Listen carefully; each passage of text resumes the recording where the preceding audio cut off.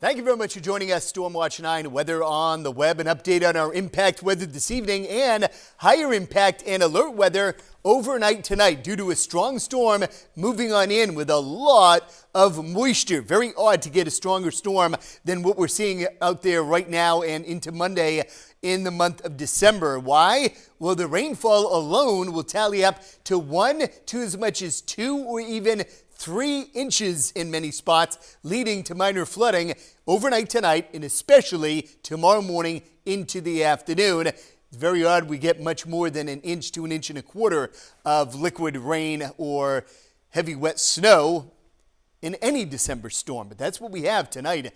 Double that amount of moisture with this system moving on in. Now, speaking of snow in northern New Hampshire, say from the Great Northwoods into the northern part of the White Mountains and even far western zones from, say, the Upper Valley into the Lake Sunapee area into the northern Monadnock region, the rain will eventually go over to snow. First up north and eventually in western parts of even southern New Hampshire, in several inches of snow, if not a bit more likely, especially far north. The gusty winds, mainly an issue right at the coast overnight tonight into early Monday morning. So we could see a couple of outages right near shore roads very late tonight into early Monday morning. However, the wind threat has diminished in the last couple of computer runs, which is good news going forward. Although tomorrow, late morning and afternoon, as the storm races away, the winds are going to crank up out of the west-northwest to 20 to 35 miles per hour with a few higher gusts. And then we could see a few scattered outages anywhere in the state. Late Sunday afternoon, this is the way Doppler radar looked with the clouds overlaid as well. A lot of tropical-like moisture moving in. So because of that, flood watch is up from the Mount Washington Valley, point south and southwest. And here's a look at just one computer model painting anywhere from 1.5 inches to 3 inches of rain. The greatest chance of flooding will be anywhere from the White Mountains point south. Small streams and rivers likely do crest near Bankville, if not a little bit over flood stage during the early part of Monday morning into Monday early evening. Now, in terms of snow, none through about 9, 10, 11 o'clock tonight, but along the Canadian border, shortly after 10 p.m., the rain will start to go over to snow, and eventually rain will creep in towards the rest of the White Mountains, possibly down to Plymouth, the Lake Sunapee area, and even parts of the Monadnock region, where you could see Monday morning the rain go over to coating to maybe 1 inch or 2 of snow.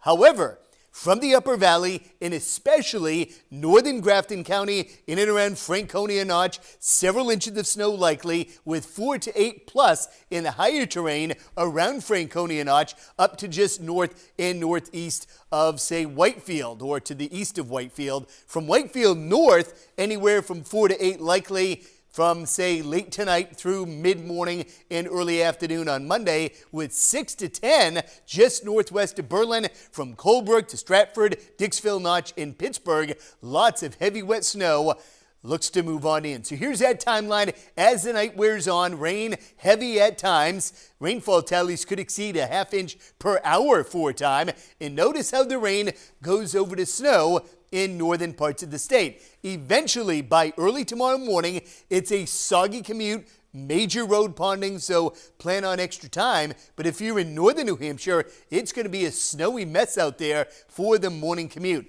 And even in western zone, as mentioned, that rain goes over to snow by the mid to late part of the morning drive. By about midday, 1 o'clock, storm is gone, but the winds will start to crank up out of the west-northwest. So notice overnight tonight, really the only concern for wind gusts of near 40 plus right at the coast. So we shouldn't see widespread outages except possibly scattered right along the immediate coastline from, say, Greenland and Portsmouth down through Exeter, Hampton, Seabrook, and over towards Newcastle. All of those spots may see some gusts to 35 to 40 plus. Then tomorrow, winds are not all that bad, 7, 8, 9 a.m., but from 10 in the morning through the mid part of the afternoon, even early evening, winds out of the west-northwest at 20 to 40 miles per hour may lead to some scattered outages, and then the winds will go much lighter later tomorrow night into Tuesday. For tonight, temperatures fall all the way back